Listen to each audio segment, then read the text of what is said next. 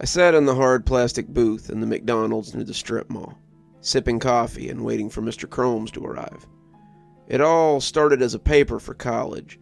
Stragview is such an iconic prison, existing for so long that it's taken on a life of its own. At this point, I guess it became a book, but the more I wrote, the more I realized that what I had wasn't very entertaining. People didn't want a technical history of Stragview. They wanted something that they couldn't get from a textbook. They wanted stories that hid in the shadows of that ancient place, and I was just the person to drag them into the light. Or so I thought. The more I wrote, the more walls I hit when getting stories from the inside. When I had lamented this lack of interesting stories to my granddad, he had given me a friend's email address from his days in corrections. Granddad had a few good stories, and I'd gotten a few other guards and ex-inmates to talk to me about their time at the place. But it seemed to be hard to get people to talk about their time at Stragview. Stragview cast a long shadow, and it appeared to be hard to stay out of the dark cast of that ancient space. That was a line from my book, which I'm pretty proud of. Stragview is a local oddity, having existed in some capacity for nearly 200 years. The exact history is hard to find. I know that it had been a prison during the Civil War, an internment camp for a while during World War II for German and Japanese citizens, and was one of the last prisons to operate an electric chair. These were things that everyone knew, though. The prison was very secretive about what went on inside, and people who left tended to be tight-lipped about their time there. When Mr. Cromes agreed to talk to me, I was ecstatic. He'd worked at Stragview during the 80s, a time when physical violence was still in full swing, no pun intended. Grandpa and Cromes had started at the same time, and the two were friends and had been work partners. Grandpa had also been an observer to the incident that Mr. Cromes was going to tell me about. The other officers are calling it the lightning killings, and they had a lot of people freaked out. Several guards quit during that period, and many of us kept an eye out over our shoulder, fearing we were next. The lightning killings had claimed the lives of multiple inmates and landed one guard in the hospital, Granddad confided. He also claimed that they were committed by a single inmate, an inmate who was in the infirmary at the time of the killings. An old Ford pickup truck pulled into the parking lot, and a tall man with silver hair climbed out. He was dressed modestly, blue jeans and a button-down shirt, and he made eye contact with me before ambling into the restaurant. He ordered some food before coming to my table with his tray and fixing me with a speculative look. "You Fred's grandkid?" "I am. So you're writing a book about Stragview, that right?" "Yeah, I'm hoping you can tell me something about the lightning killings." He smirked as he sat down, but there was no mirth in it. "Told you about that, huh? You realize the warden will never let your book come out. He was the warden of Stragview for 30 years that I worked there, and he's quite the powerful figure in the community." "I've been told he's been a powerful figure for longer than that." He took a sip of his coffee. "Can't speak to that, but I can speak to the lightning killings. I was a witness to the whole damn thing. If you've got the time, I guess I'll tell you." I took out a tape recorder and set it between us, depressing the record button as I waited for him to start. He was willing, it seemed, though I didn't understand then what this story would cost me. "Stragview is a strange place, but I think you know that already. I've seen beautiful things inside those walls, and I've seen monstrous acts committed by both officers and inmates alike. When you're inside those walls, you feel like you've stepped out of time, out of space, and you don't really realize it until you're lying in your bed, thinking about the day you've just had. From September till mid-October of 1985, I was stuck in one of those miasmas of weirdness. It all started with the power outage on the morning of September 6th.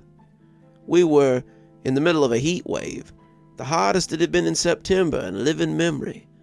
The power had suddenly decided to go out on top of everything. The loss of electricity meant no fans, no radios at night, and the failure of the freezers in the kitchen. The food there had spoiled, and the inmates were not pleased. The day before the incident on the rec yard had been Chicken Day, a day usually held in high expectation. But with the freezers down, the inmates had been close to rioting. The heat hadn't helped matters, and we officers were sweltering in our uniforms as we tried to keep the peace. However, a few of them had taken it as an opportunity to take revenge. September 7th was the day of the rec yard fight that landed inmate Frazier in the infirmary and kicked this whole thing off. I had lost a game of rock, paper, scissors to your granddad, and, as such, had to work the rec yard in the sweltering heat. So I was standing on the rec yard on what felt like the hottest day of the year when the whole thing broke loose. This was only a Stragview thing, by the way. Once you got back to town, the temperature was an average of 70 degrees, pretty standard for the season. However, the closer you got to Stragview, the hotter it seemed to get. We were never sure why, but I was quickly sweating through my uniform when Sergeant Caden and a few of the other officers walked up. Caden was a real asshole, a grade A jerk who liked to cause trouble.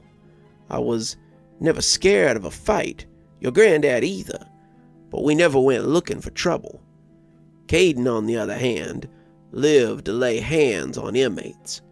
He was a big guy, discharged from the Marines before coming to work at prison, and he was known for taking inmates out of view and beating the tar out of them.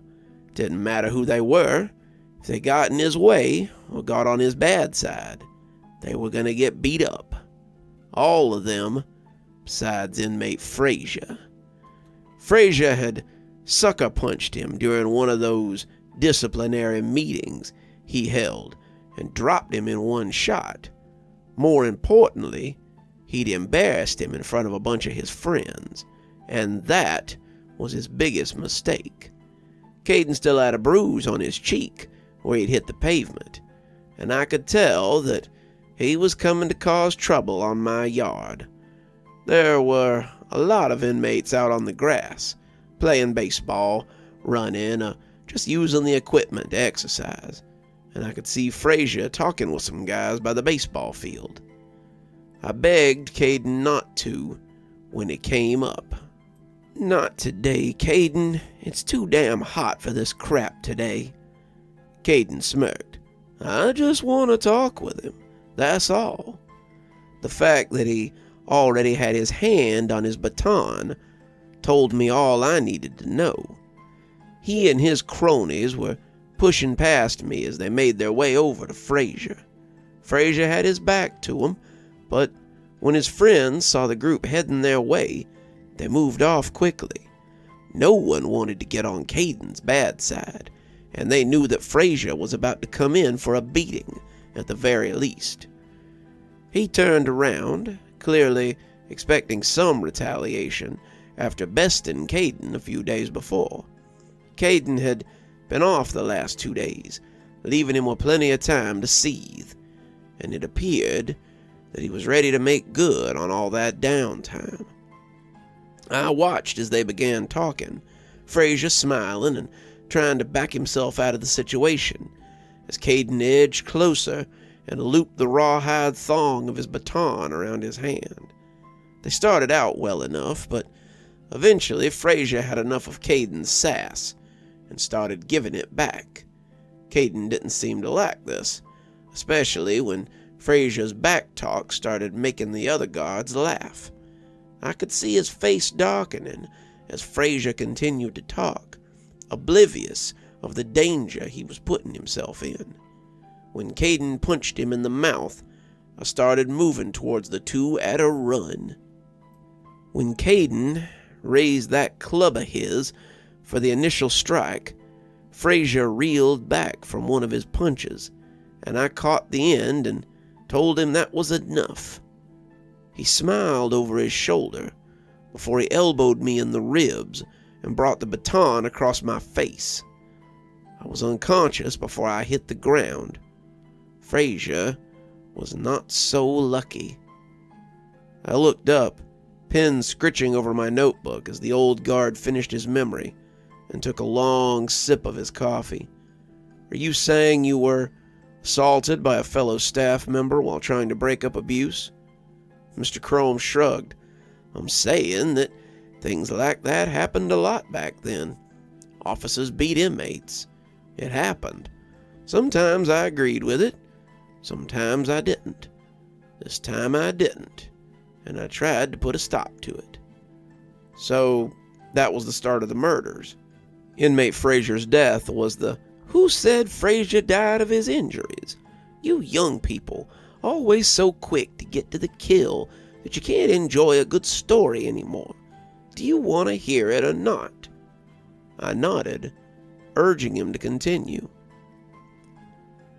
I woke up in the infirmary with a lump on my head and a throbbing headache. The nurse told me to take it easy, but she needn't have worried. My head was hurting too bad to get up to too much right then. They let me go home early, and I made a mental note to talk to Caden about his little head cracking when I came back to work next. I had the day off, thanks to my injury, which was good, because it turned out I had a slight concussion and spent the night throwing up in my bathroom. That was the first night of storms and the first night of killings.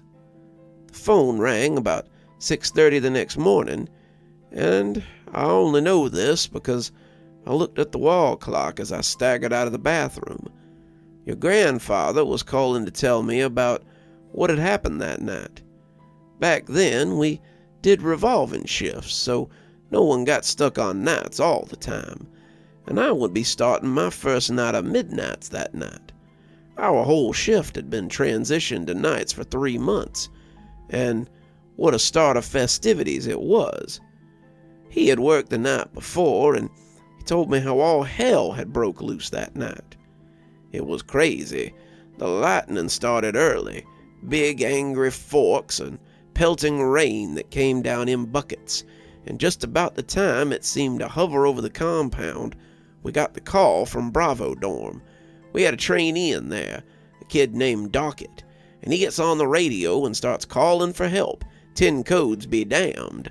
The captain asked what the situation was, and he says he's got a fight going on. The kid sounds scared, half out of his mind. The 4 of us who were hanging around the captain's office go pelting through the rain towards the dorm, figuring we'll find a couple of inmates in the bathroom swinging on each other. We arrived to find one guy on his back, eyes staring at the ceiling, dead as a post. Dockett was in the station stammering about how the lights kept flickering, and he'd seen the inmates fighting. He wouldn't say much more, but he looked pretty shaken up. We called medical and got Dockett and the stiff down there, but we couldn't find anyone else with wounds on him. Dockett gave us a description of the other guy. Medical took the body, and we headed back to our respective dorms to fill out paperwork. I told him it sounded like a pretty crazy night, but he just laughed. You hadn't heard the worst of it. I was halfway back to Foxtrot when the officer I left in there starts yelling about a fight in our dorm. We lock the cell doors at 9, and our cleaning guys are done by 11. It's midnight. There shouldn't be anyone in the quad to fight. So I go running back to the dorm, and I come in the side door looking through the glass that separates the quads from the halls. I see 2 inmates, one on the ground and one on top of the other. The one on top is beating the holy hell out of the guy on the ground, and the guy on the ground is convulsing like an electric current is going through him with every hit. I bang on the glass, yelling at them to separate, and the guy on top looks back at me with a look of the most abject hatred I have ever seen. The rest of the team bursts in then, and when I turned back, the guy was gone. I asked what he meant, not sure how someone just disappears from a secure quad like that. I mean, he was there one minute and gone the next. The other inmate was twitching, his breath coming out all weird and gaspy, and Hancock starts giving him CPR like they taught us to do. The rest of us start looking for the other inmate, but I knew we weren't going to find him. I asked how he knew, and he suddenly sounded very nervous, because it was Frazier. The inmate in F dorm was Gusper, the one he'd gotten into a fight with last month over unpaid debts. That's not all. The inmate in B dorm was Kellogg, the inmate who beat him up a few months ago to join the white boys. By the time the sun came up, both of them were dead, and no one really believed what I'd seen. Why not? I asked. Frazier sleeps in F dorm. He could very well have killed Gusper but your granddad cut me off. Frazier's still in the infirmary, Mickey. He's unconscious. Hasn't come out since he jumped Caden on the rec yard. I tried not to scoff at the story Caden was passing around, but your granddad had a weird tale nonetheless. Just how weird, I wouldn't know till that night. I leaned forward, recorder still running, as the old man stared at me over his steepled fingers. What happened that night? It's getting on a bit, kid. You mind if we pick this up another time? He said it casually enough, but I couldn't help but notice that he kept glancing at someone standing at the counter. Someone in a jacket with a DOC patch on it. I agreed to meet him a few days later for breakfast at a little diner downtown, and he left in a hurry after saying he'd see me then. I researched the two inmates he mentioned. They were indeed reported dead in 1985 while incarcerated at Stragview. The cause of death was heart attack, and it seemed they were not the only instances of sudden cardiac arrest in September. In all, 15 people died of sudden cardiac arrest in September and October. Most of them were inmates, but I noticed that 4 were officers. Something had happened at Stragview that month, and the fact that it hadn't made the papers was a miracle. Whatever these killings were, they were exactly what I was looking for.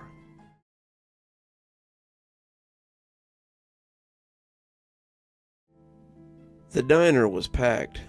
Mr. Crome was waiting in a back booth when I arrived, and waved me over as I came in. I'd spent the last few weeks researching the prison, the same thing I'd been doing for the previous year, but now it was more of an eye towards strange occurrences. Stragview had its share of unnatural deaths and odd disappearances, but the prison seemed to be good at covering them up. I'd been excited to talk with Cromes again, and his story had made me reach out to some of the others I'd been hesitant to talk to. There was a real story here. I just had to put it together. I'd wanted to speak to Cromes again, but it had been almost 2 weeks since I'd managed to get in touch with him. He sounded nervous when he spoke to me, unsure about our next meeting, but sure that it had to happen. Crome had something to say, and he wouldn't be bullied out of saying it. Mr. Crome had set himself near the back wall, the front door in full view.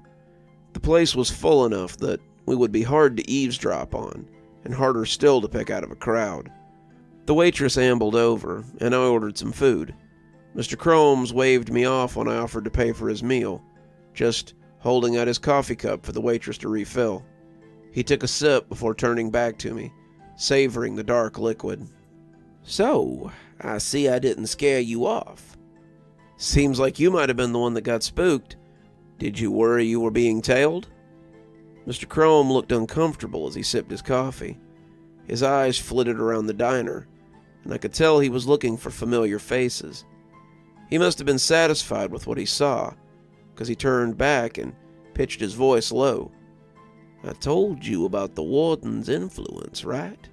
Let's just say that I've seen some things that could get me in a lot of trouble if I went blabbing about them." "Then why talk to me at all?" I asked, very curious about why he would stick his neck out. "Because maybe I need to be in trouble. Maybe it's time we paid for what we did that night in October. I spent the next 25 years trying to make amends for that night, but it never seemed like enough. No matter where I went or what I did, I couldn't shake Fraser's face. We did him a disservice, and it's time people knew about it. It's time they knew a lot of things. Some skeletons are hidden under Stragview that need to come out, and some aren't even skeletons yet. Still want to hear about it?" When I set the tape recorder between us and clicked it on, he grinned, showing me yellow teeth that had seen a lot of coffee and cigarettes in their day. "Good." A week later, I saw Fraser with my own eyes. We had a full shift that night. No call-outs, no vacations, so every dorm had 2 people in it. I usually worked with your grandfather, but the captain had put me in a dorm with Sergeant Caden. I was told later that he had gotten a complaint from the officer he'd put in there the night before. Cap needed someone in there that he was unlikely to sexually harass, and I was elected. I started the paperwork, counted, made small talk, and generally tried to ride out the night. Caden had apologized for what he'd done on the yard by then. He claimed he got a little out of hand and didn't mean to stick me. I had generously accepted it, hinting that the info might be something I'd want to hang on to for later. We had a tentative truce since then, and as the thunder rumbled away in the woods, we settled in for a long, boring night. When the rain started, the lights flickered in the cages above the beds, and the tin roof sounded like there might be a little hail in it. We hadn't had a good storm since a week before, and I remembered wondering if it was going to be as crazy as the one your granddad had told me about. Round about the time the lightning started, the lights went out completely. That was 9, and we sat there with just the emergency lights for company for an hour before the incident took place. Caden was just finishing telling me a story that was 90% bullshit when someone started screaming on the floor. We shined our lights into the dorm, flashing them through the cage bars that surrounded us, and we could both see someone pinned against the wall. He was looking at whoever's back was to us and shuddering all over. The person menacing him was yelling incoherently, and when the lightning peeled overhead, you could see that whoever the other wasn't quite right. His proportions were wrong, too big, too undefined, and he seemed to move beneath his clothes like a bundle of wires. My daddy had a scarecrow made of old spun-together coat hangers when I was a kid. This fella looked like he had, his clothes vaguely man-shaped, but not in one solid piece. Caden sprang into action, grabbing his stick and telling me to hang tight. He lumbered onto the floor, shouting at the 2 to separate. The inmate who was pinned jerked a little as the other reached for him, and I could swear I could see sparks coming off his skin.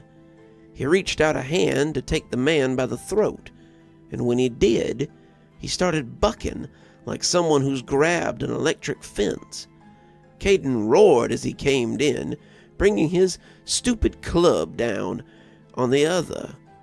It pulled lamely at the shirt, and I could see that whatever lay beneath was more liquid than solid. When the other turned his face and bellowed at Caden, that was when I saw him. Inmate Fraser's face was lumpy and damaged, his eyes black pits of red rage, and Caden took a step back as it turned and fixed him with its gaze.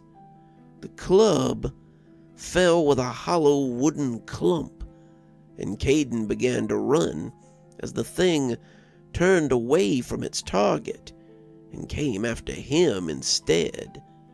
The inmate that had been pinned, Griggs, his name had been Griggs, crumpled down the wall, still convulsing as he fell. Caden was out the door as the Fraser thing walked jerkily across the floor, and that was when it saw me. His eyes met mine, and I could see nothing but hate, nothing but fear, nothing but uncertainty behind them. He approached me, eyes locked on mine through the glass of the booth, and I felt like a bug under a magnifying glass. People were yelling at him to sit down before the other guards got here, but he ignored them and just kept coming closer and closer to my office. I backed away, trying to put distance between us, but I hit the opposite wall as he came right up to the glass. I could see his deep blue eyes pulsating with deeper energy as he tried to press his face through the wire mesh and glass and right into the station. I tried to push my backside out the other side and into the adjacent sleeping area, but it remained substantial against me. When he hit the glass with his head, cracking it and causing it to ripple like splintered ice, I yelled loud enough to wake the dead. The A-team arrived a few minutes later, and when they did, Fraser was gone. He left nothing but a pile of clothes and the splintered glass in his wake. Gone? Where did he go? Chrome shrugged. Vanished, just like he had in Foxtrot. If I hadn't seen him for myself, I would have never believed it. When I talked to your grandfather about it, he seemed unsure about what he had seen that night, after having some time to think about it. I asked him if he'd seen Fraser too, but now he didn't seem to want to talk about it. He was scared, but the fear for us had just begun. Caden may have escaped the dorm while Fraser was staring at me, but his luck wouldn't last forever. The waitress brought out food then, bacon, eggs, hash browns, and toast, and refilled Chrome's coffee again. He let me pick at the food a little before he asked if I wanted him to continue. I was hooked by this point, enraptured by the story and the idea of someone having their revenge from their infirmary bed. I nodded, the recorder still running, and he picked back up again. A week later, things had settled down a little. Caden had taken 2 nights off, leaving early that night after he'd run straight to the captain's office to tell him about the fight. He had used those 2 days to convince himself that it was all crap and that no boogeyman Fraser was out to get him. He'd seen something, yes, but it was a trick of the light. Besides, Griggs hadn't even died that night. He'd spent a couple of days in the infirmary with light burns on his chest and neck, but he'd made a full recovery. As the muggy weather stretched on and the sky stayed cloudless, we all prepared for an unreasonably warm autumn. Then the storms came back, and it was a bloodbath. It came up suddenly one night, the first peal of thunder seeming to attract the buckets of rain that followed, and the killings weren't far behind. It happened suddenly and without warning. 4 inmates from 4 different dorms, as the worst storm of the year raged out of control. The traffic was always the same: 2 inmates fighting, or inmates kicking the door saying someone was fighting. We had to run between Hotel and Echo to Alpha, and then back to Hotel, though it was a different quad. All 4 seemed to have died of a heart attack, their hearts having just stopped beating all of a sudden.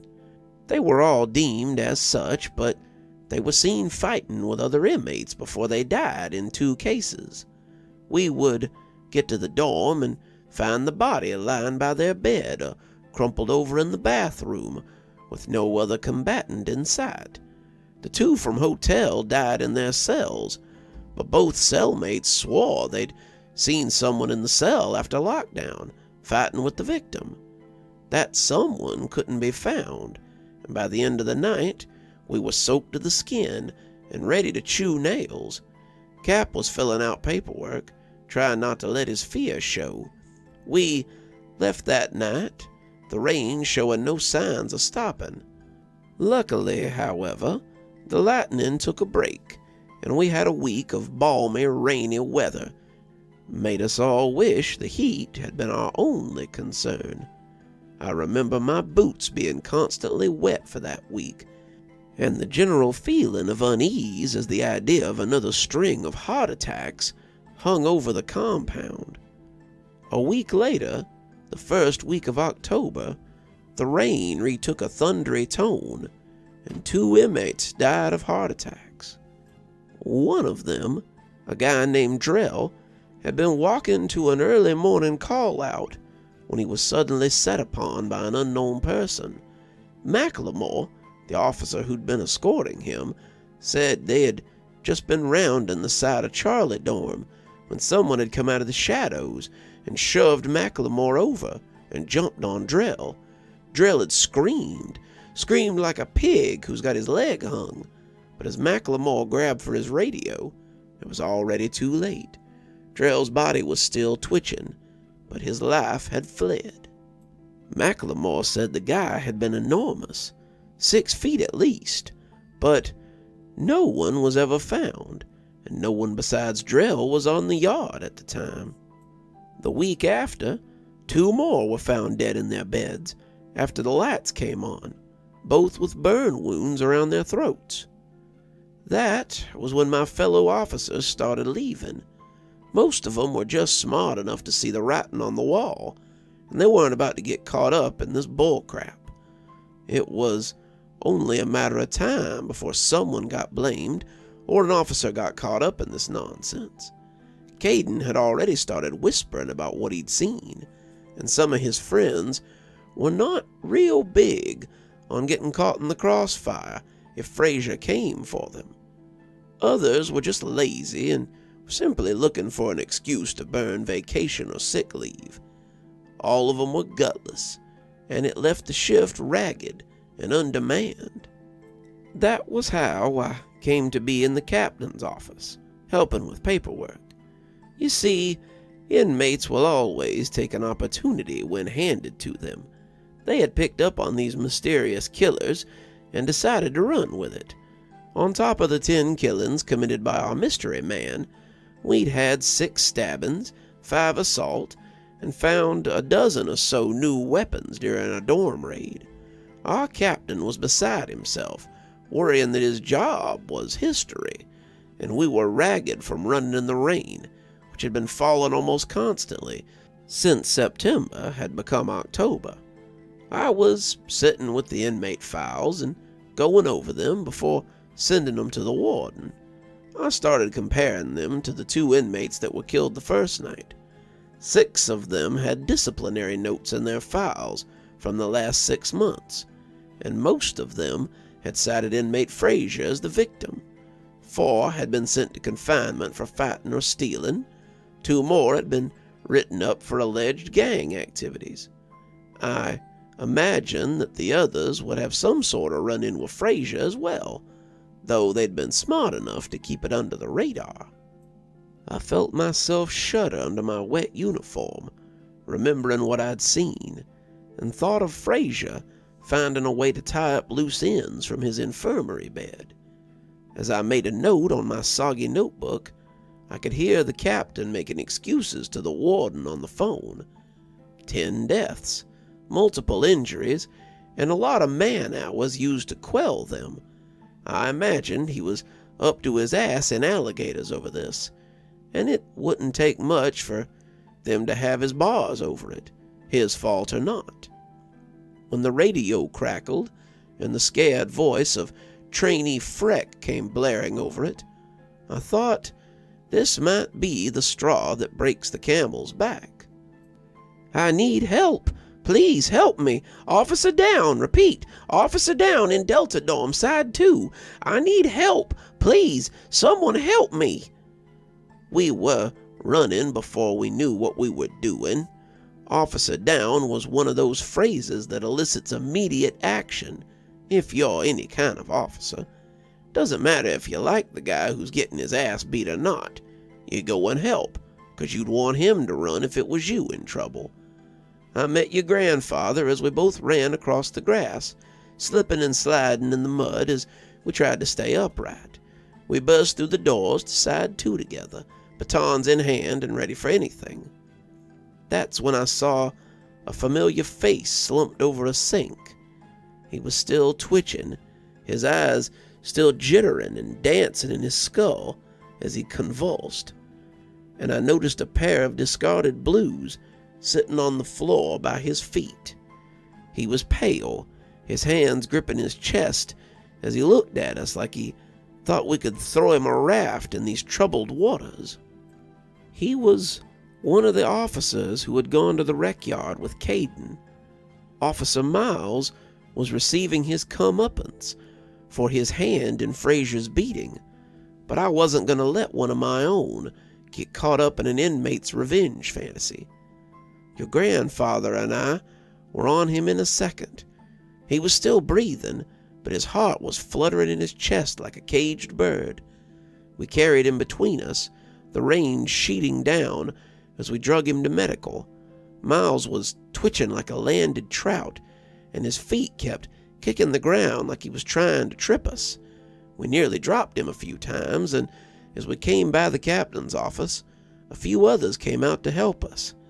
They had been grouping up to go to Delta Dorm, and now that they saw what was waiting for them, they came out to help us drag him to medical. We were all completely soaked by the time we got there, and Miles had stopped gasping and started wheezing. The nurses took him from us and wheeled him to the back, giving him something to get his heart back on track and calling the hospital to get a bed ready for him. We left him in their capable hands, but I couldn't help but look through the glass to Frazier in his infirmary bed. His head was bandaged, his eyes blackened, and he was staring at the ceiling as he lay there. His face, however, wore the most cherubic grin I'd ever seen on a grown man. It was hard to believe a man who smiled like that could have been doing what he was doing. I went down to Delta Dorm after that to ask Freck what he'd seen. To say the kid was shaken would have been an understatement. I found him sitting in one of the big uncomfortable metal chairs we kept in the office, knees to his chest as he breathed like he was having a panic attack. He jumped when I touched his shoulder, not even hearing me come in. The sight of someone like me, a real officer, seemed to calm him. I took a seat across from him and, much as you're doing here, started making mental notes for later. He told me that Miles had been attacked by an inmate that had melted into clothes once he was done. He was out doing a walkthrough, making sure everyone was asleep, and he was coming back through the bathroom to get back to the station when something stepped out of a toilet stall and grabbed him. He grabbed him by the shoulders, and his hands kind of glowed. I don't know. I was beating on the glass and yelling at him to stop. Miles started convulsing and twitching like he was being electrocuted. That's when I started yelling over the radio, telling people to come help. He pushed him against the sink, Miles jittered and shaking, and then you and Officer Grimes came bursting in, and he just melted. The kid looked pretty rattled, and I took his post and let him go home. Freck went on to become a major, a freaking major, but I always remembered him as that scared-as-shit TA who nearly pissed his pants in Delta Dorm. Just goes to show you. He finished another coffee, and I began to smell lunch cooking from the kitchen. Was it lunchtime already? It had just been morning time. How long had I been sitting here, listening to this man tell me about a particular stretch of 1985? My phone vibrated in my pocket, freeing me from my trance, and I pulled it out to check my messages. My stomach dropped, and I was out of the booth in a second. I gotta go. Chrome looked worried. Everything okay? My mom's at the hospital with my grandpa. Somebody tried to run him off the road.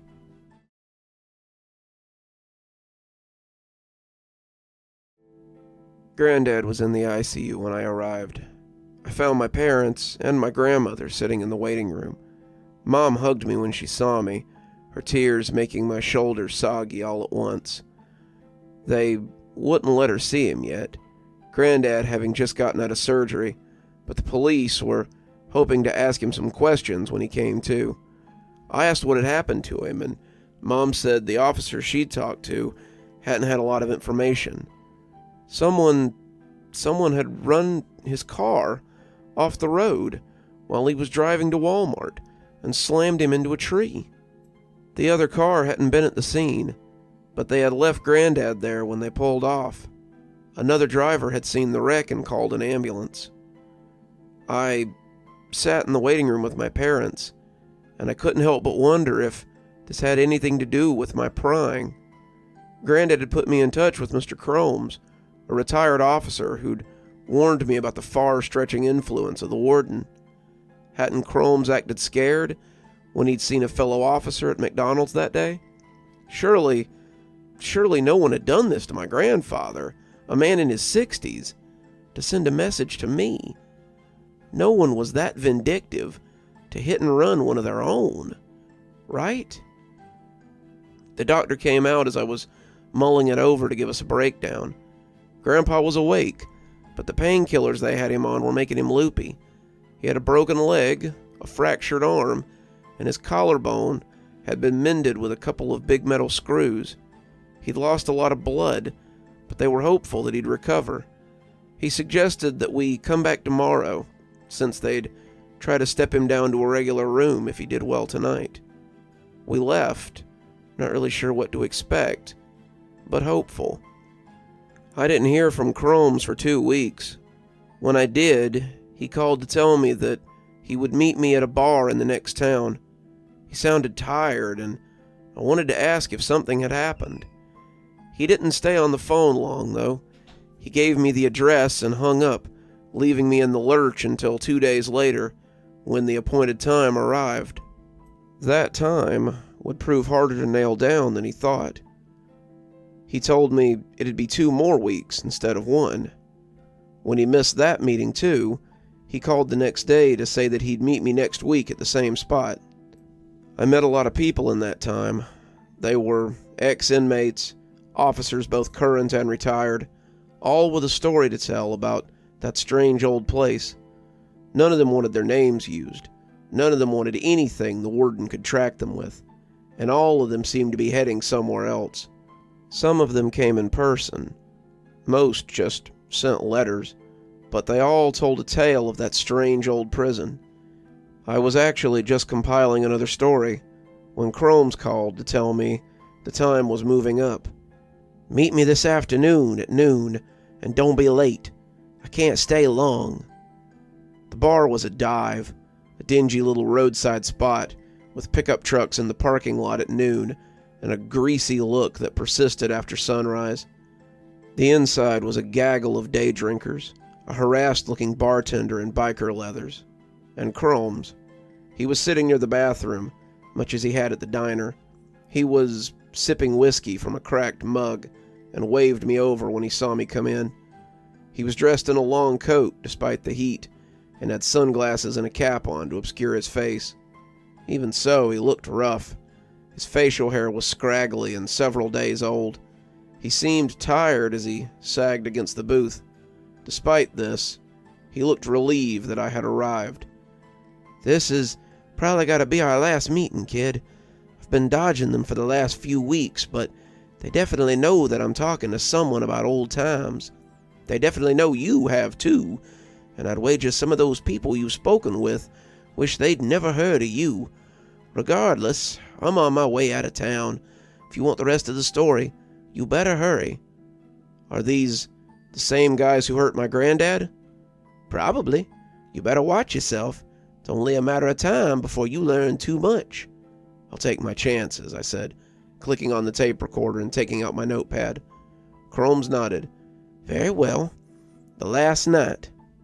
The night we handled the problem and sealed our fates. We were all summoned to the warden's office before we left that morning. We were cold, sore, and ready to collapse. But when the warden calls, you go. Your granddad and I were there, along with Caden, our captain, and 2 other officers that helped on the yard sometimes, Merrick and Holmes. He was sitting behind his desk, close-cut gray hair and immaculate pinstripe suit, as he sipped tea and took us in.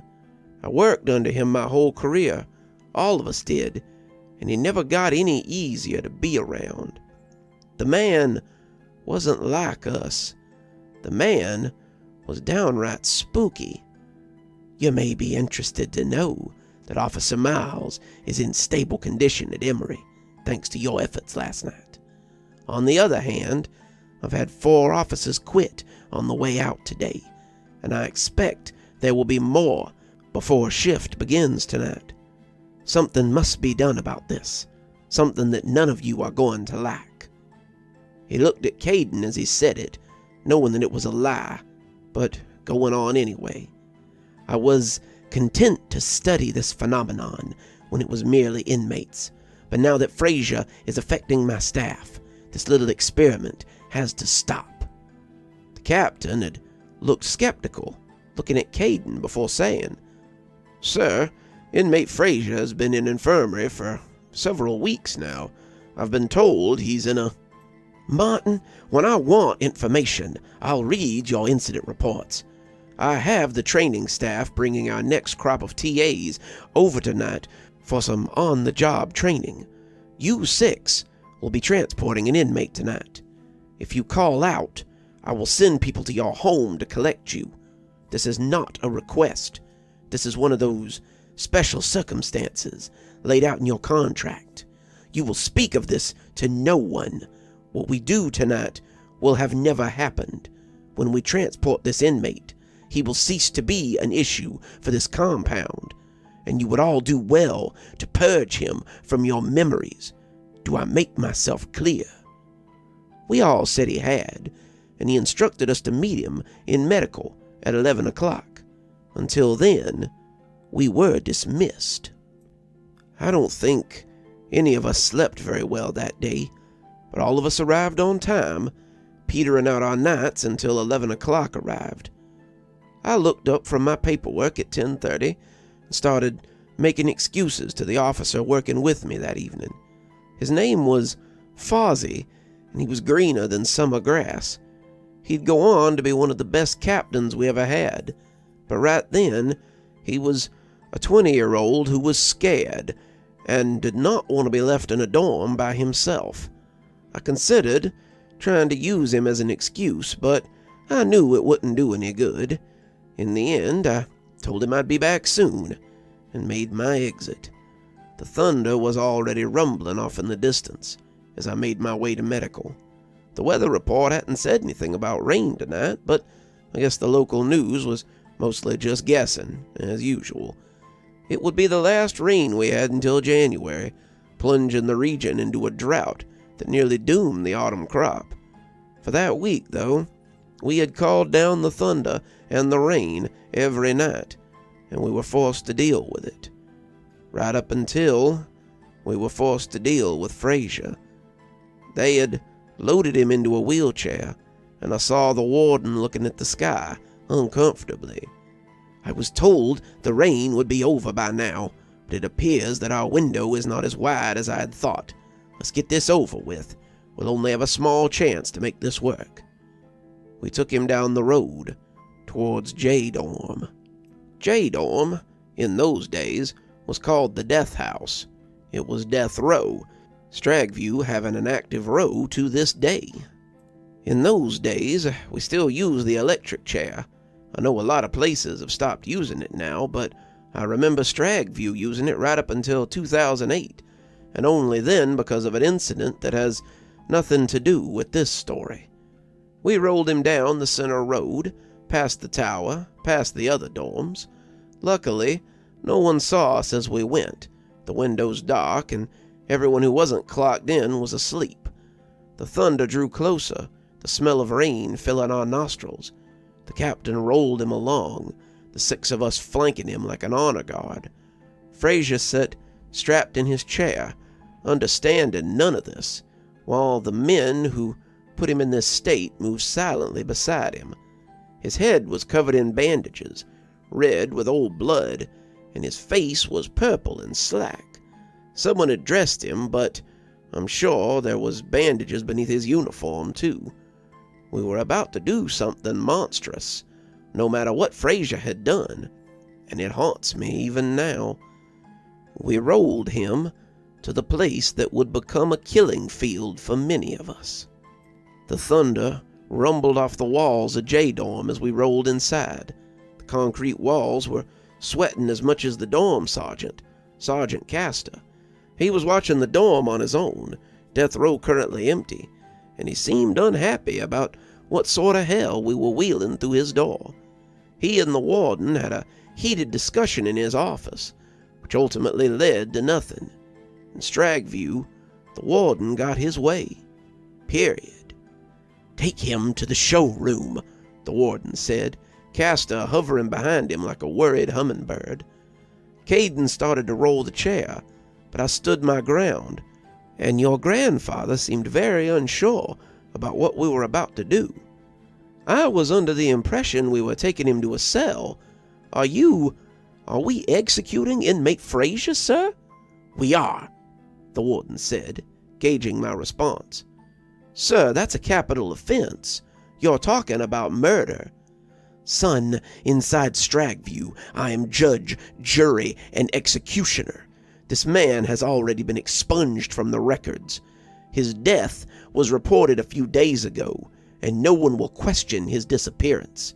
He is guilty of the murder of multiple inmates and the attempted murder of a staff member. If, however, you feel unable to fulfill your duties," he said, his eyes twinkling behind his little gold glasses, "we can add another murder to Frazier's charges." I felt a cold shudder run through me as I realized he was serious. I wanted to deny him, wanted to hang on to my pride, but I found my hands wrapped around the push handles as I prepared to guide him to his death. We rolled him past the cells, boxes lined with bars, through the adjoining hallway, and into the long room that held a vengeful god in steel and wool. The chair sat on a raised platform, oiled and gleaming, as its source of power made the walls shake. We brought him to the edge of the platform, and I could swear that he leaned his head back to look at it. I could have also sworn that his arms had a slight crackle across them as he sat before the chair. "Get him in quickly," the warden said. "The storm will be on us in minutes." We all moved to lift him out of the chair, but the warden slapped at my arm as he pushed me towards the little booth near the wall that held the switch. "Get in position. We only get one shot at this." They strapped him in, connecting the cap and securing the restraints. I saw no one bothering with the hood.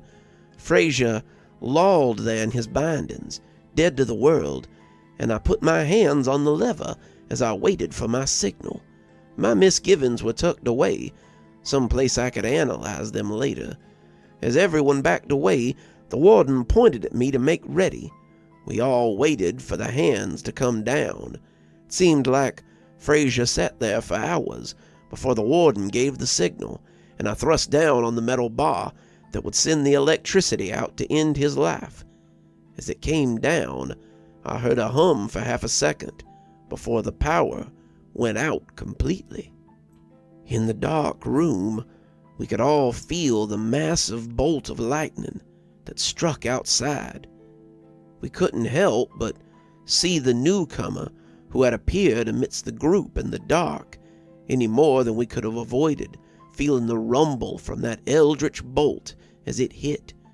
He was massive, 8 feet of seething rage, and his arms looked as big as trees. His roar sounded like thunder in a bottle as it coursed up his neon blue throat.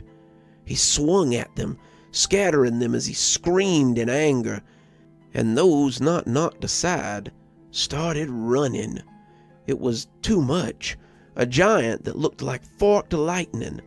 I'm not ashamed to say that I cowered behind that protective screen, hoping to remain unseen, and those were the longest minutes of my life. I heard people being thrown around, heard the screams of men as they were beaten to death, and I heard that thing stomp as its weird light cast shadows on the wall. It was bigger than it had ever been, the storm and Fraser's rage giving it a strange light, and it used its newfound strength to hurt the men who had meant to kill Fraser. Something hit the other side of that blind, and I tucked my head down as it moaned and twitched. I reached a hand out timidly until I found a uniform shirt and drugged the man behind the screen with me. It was your granddad, and that was probably what saved him in the end. The doctor said he had a broken arm and some pretty severe burns when we got to medical. His injuries were nothing compared to the others, though. The thing beat them, broke them, and I could hear them as they died just beyond the partition. When the lights flickered, the generator started up at long last, and I heard a new sound from the throat of that behemoth. I heard that giant thing scream in pain as Fraser was electrocuted. The power surged through the chair, and I peeked up and over the lip of the little window to see what was happening. The giant and Fraser were both jerking, bodies whipping around madly as the current seemed to run through them both. The creature fell to his knees, its body still throbbing as the electricity seemed to arc through it like a spear. Then, all at once, it just burst apart. Its neon body erupted in a shower of sparks that set fire to some of the chairs and boxes stored around it. Its pieces lay amongst the broken bodies of the other officers I had come in with, and I began to wonder if your granddad and I were the only survivors of this little adventure. I pushed the switching lever back up as Fraser began to blacken, his hair starting to smoke, and as the current turned off with a sudden loud thunk, I left your grandfather to assess the situation.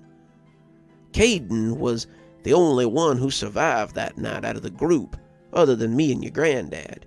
He'd been thrown into some chairs and knocked unconscious, his head sporting a long, bloody gash. It healed badly and left a disfiguring scar that he wore for the rest of his life. I always considered it a good punishment for being responsible for 14 people's deaths. The others, the captain, the 3 officers, and the J-Dorm sergeant were all dead.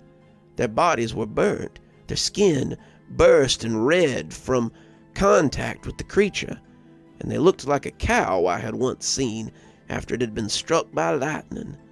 I was helping your granddad to his feet when the warden appeared suddenly beside me.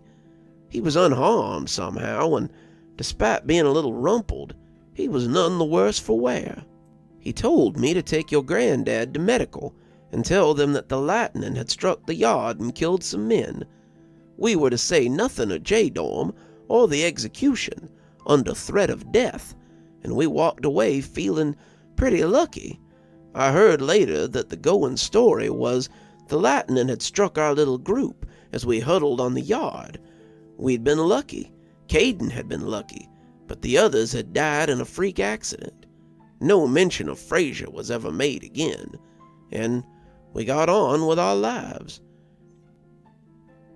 He seemed to come out of it, his eyes having been locked on his beer for the last hour, as he recounted his tale.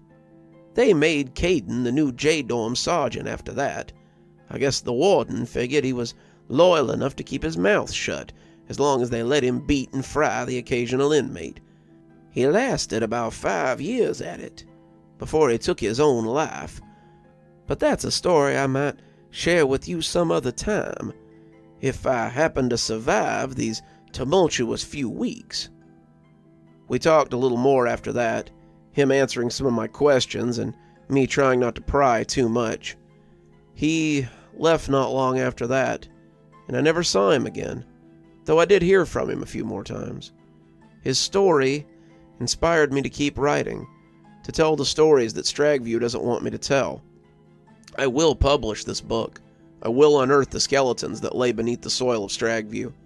Even if this book becomes my headstone, I will tell these stories.